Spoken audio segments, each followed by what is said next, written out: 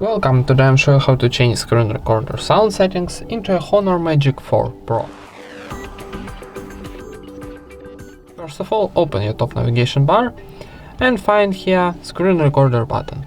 If you don't have this button here, tap to pencil, then on the bottom block find this button and then press and hold and drag to top to add. I've got maximum 20 switches, so it's full. Okay, so you add and when you add this button here, click back for save.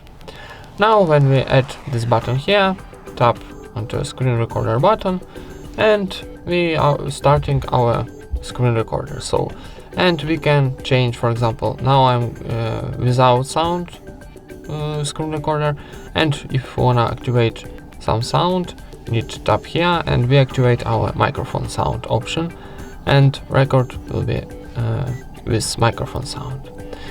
And that's it. Thank you for watching, leave thumbs up and subscribe to our channel.